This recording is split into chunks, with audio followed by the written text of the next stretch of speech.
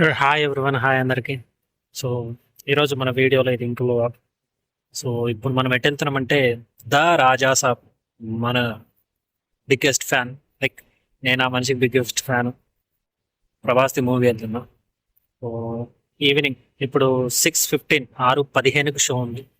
So మరి అది ఏ theatre, నేను ఏ థియేటర్కి వెళ్తున్నా ఏంటి అని చెప్పేసి తెలుసుకున్నాను. సో వెల్, మీరు వెనకైతే చూస్తున్నారు, ఇది హైదరాబాద్లో ఉన్న ఏషియన్ ముక్తా థియేటర్ అంట. సో నేను ఈ థియేటర్లో ఫస్ట్ టైం వచ్చా. ఇప్పటి వరకు ఎప్పుడైతే రాలేదు, ఫస్ట్ టైం వచ్చా. సో ఇదే థియేటర్లో మనం ఇప్పుడు రాజా సాబ్ని చూడగలం. ఇంత మూవీ లోపల కూడా చూపిస్తాను, లోపల ఎంట్రీ అయినప్పుడు చూపిస్తాను. ఓకే, యాక్చువల్లీ రాజా సాబ్ విలేజ్ రోజు చూద్దాం అనుకున్నా, కానీ టికెట్స్ ఉండే.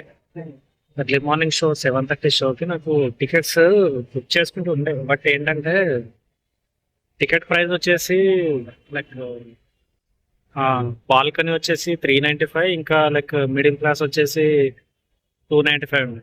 సో ఇప్పుడు అంత టికెట్ అంటే అంత ప్రైస్ అంటే నా దగ్గర డబ్బులు లేవు. సో ఈ రోజు వచ్చేసి టికెట్ ప్రైస్ కొద్దిగా తగ్గింది. సో తగ్గింది కాబట్టి ఈ రోజు అయితే చూడడానికి వచ్చింది. చాలా మంది మూవీ చూసి మూవీ బాగాలేదు అని అంటున్నారు. నాకైతే నేనైతే ఎటువంటి ఎక్స్పెక్టేషన్ అయితే పెట్టుకోవట్లేదు. మూవీ చూసిన తర్వాత మరి ఏంటి ఏందని చెప్పేసి చెప్తాం. దొరికిందయ్యా మనది. Let's watch the movie.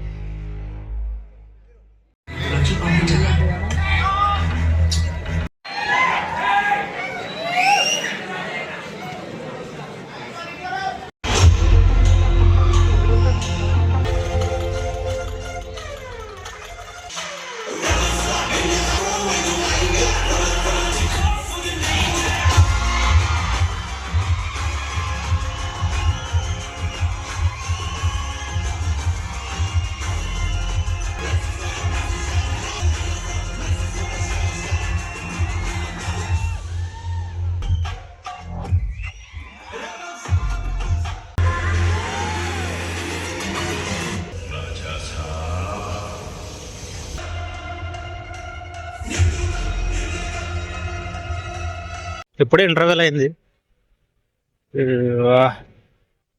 Movie పర్లేదు. First half okay, waiting for second half. Theatre విషయానికి వస్తే మాత్రం నచ్చలేదు భయ్. అంటే సౌండ్ విషయంలో నచ్చలేదా, మరి ఏ విషయంలో నచ్చలేదు చెప్పు అని అంటారేమో. సౌండ్ విషయంలో మాత్రం sound ఎగ్దమ్ ఇడిచిండు.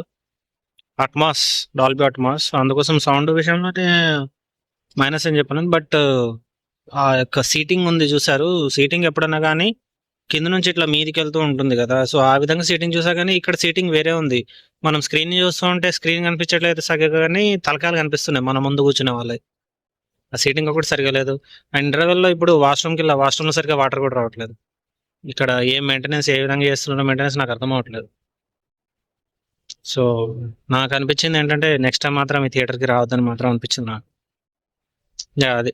So waiting for second part, అంటే ఇప్పుడు సెకండ్ హాఫ్ చూసిన తర్వాత మరి ఎలా ఉంది ఏంటి అని చెప్పేసి చెప్తా. అప్పటి వరకు స్టే ట్యూన్.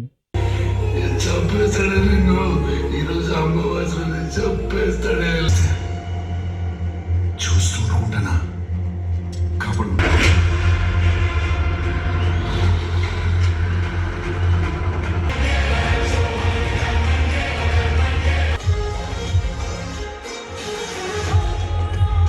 ఇప్పుడే మూవీ చూసేసి హాస్టల్కి వచ్చి తినేసి రూమ్కి అయితే వెళ్తున్నా.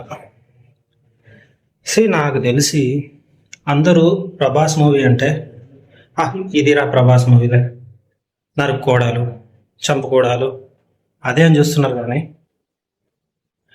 నాకు తెలిసి ప్రభాస్ ఏమనుకుంటున్నానంటే నేను ఓన్లీ యాక్షన్ జానర్కి పరిమితం కావద్దు, ఇంకా వేరే జానర్స్ కూడా చేయాలి అని చేసినట్టున్నాడు. మూవీ అయితే నాకు నచ్చిందబ్బా. This is not a Prabhas movie, okay.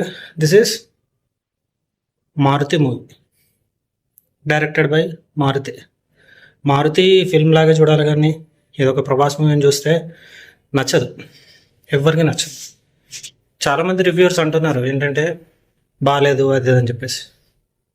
బాగాలేదు అంటే ఇంకా ఎటువంటి మూవీ కావాలి మీకు నాకు తెలిసి.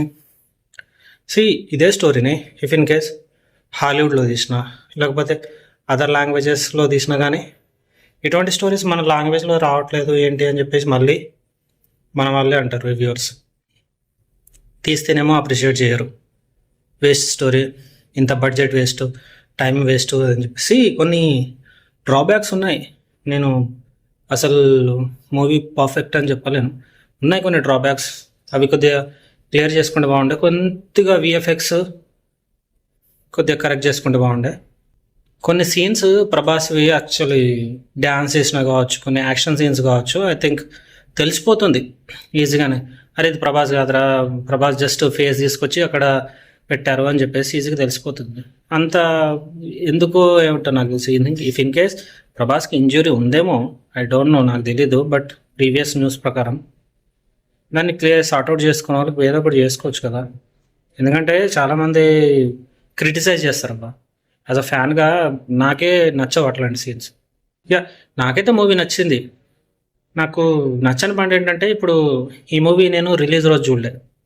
ఈరోజు సండే, సాటర్డే మూవీ రిలీజ్ అయింది, నేను ఈరోజు చూసా. ఐ థింక్ నిన్న ప్రెస్ మీట్ వాళ్ళు పెట్టి ఏమంటారు, కొన్ని సీన్స్, ఆ ఓల్డ్ గెటప్ సీన్స్ అది యాడ్ చేస్తున్నామని చెప్పారు. బట్ నేను చూసిన థియేటర్లో అయితే ఆ సీన్స్ అయితే రాలేవు. ఓపెన్గా చెప్తున్నా, ఆ సీన్స్ అయితే రాలేవు. ఈవెన్ కేస్ ఆ సీన్స్ ఉంటే ఖచ్చితంగా ఈ వీడియోలో నేను అక్కడ పెడుతుంటేనే. సో పెట్టలేదు అంటే మీరు అర్థం చేసుకోండి, ఆ సీన్స్ అనేది రాలేవు. స్టోరీ చాలా మంచి స్టోరీ. అది ఇప్పుడు అందరూ యాక్షన్ జానర్ పెట్టుకొని ఆలోచిస్తే మాత్రం నాకు ఎవరికి నచ్చదు, అది ఎక్కను కూడా ఎక్కదు. అది కొద్దిగా ఆలోచించి జస్ట్ స్టోరీ వైజ్గా పెట్టుంటే బాగుంటుంది. అండ్ కొన్ని అన్వాంటెడ్ సీన్స్ ఉన్నాయి, అవసరం లేని సీన్స్, అవన్నీ తీసేస్తుంటే బాగుండేది. అండ్ 3 hours లెంత్ కూడా నాకు తెలిసి అవసరం లేదు ఈ మూవీకి. అరౌండ్ 240, 250 ఉంటే సరిపోతుంది. అదే చాలా మంచి మూవీ. అండ్ మీరు అబ్జర్వ్ చేస్తే ఈ మూవీ మొత్తం ఒకే విధంగా తీశాడు. ఇఫ్ ఇన్ కేస్ ఎక్కడైతే ఇంటర్వెల్ ఎండ్ అవుతుందో, మళ్ళీ ఇంటర్వెల్ తర్వాత స్టార్ట్ అయిన మూవీ మళ్ళీ అక్కడ నుంచే స్టార్ట్ అవుతుంది. సో దాన్ని బట్టే మీరు ఆలోచించుకోవాలి, లైక్ మారుతి క్యాపబిలిటీ ఏంటి, అతనికి లైక్ అతని క్రియేటివిటీ ఏంది అని చెప్పేసి. ఇక లేదు మాకు ప్రభాస్ది మాకు ఇట్లా నడుచుకుంటే రావాలా, లైక్ నరకుడే కావాలా, నాకు ఫ్యాక్షనే కావాలా అంటే మాత్రం అంతవరకే ఆ మనిషిని మనం చూడగలుగుతాం యాక్టింగ్ వైజ్గా చెప్తున్నాం. లేదు అంటే మాత్రం ఇందులో యాక్టింగ్ చేశాడు, మీకు అది మీరు చాలా గుర్తిస్తున్నో లేదో నాకు తెలియదు, బట్ నేనైతే చెప్తున్నా. ఇంకొకటి, హీరోయిన్స్ అవసరం లేదు. హీరోయిన్స్ దీనికి ముగ్గురు అవసరం లేదు, ఒకళ్ళని పెట్టుంటే సరిపోతుంది. బట్ ముగ్గురిని పెట్టారు, ఎందుకేమో తెలియదు. బీజిఎం, బ్యాక్గ్రౌండ్ స్కోర్ మాత్రం తమను గుమ్మేశాడు. ఏదైతే మాత్రం నేను చెప్తా, అదిరిపోయింది బీజిఎం. నా ఒపీనియన్ ప్రకారం నాకు మాత్రం మూవీ నచ్చింది. ఓకే, సో ఇదే వీడియో. ఒకవేళ మీరు ఇంకా మూవీ చూడలేదు అంటే డెఫినెట్గా వాచ్. మీరు అన్ని ఎక్స్పెక్టేషన్స్ సలార్, కలికి ఆ రేంజ్లో మాత్రం ఎక్స్పెక్టేషన్ పెట్టుకొని పోకండి, మీరు డెఫినెట్గా డిసప్పాయింట్ అవుతారు. అది కాకుండా జస్ట్ అవన్నీ తీసేసి నేను ఒక ఎంటర్టైన్మెంట్ కావాలి, నాకు డార్లింగ్ ఆ టైంలో ఉన్న ప్రభాస్ కావాలంటే మాత్రం డెఫినెట్గా మీకు దొరుకుతాడు, చూపిస్తాడు. ఓకే, సో ఇదే వీడియో. సో అప్పటి వరకు ఉంటా. If you like my content, please subscribe to my channel.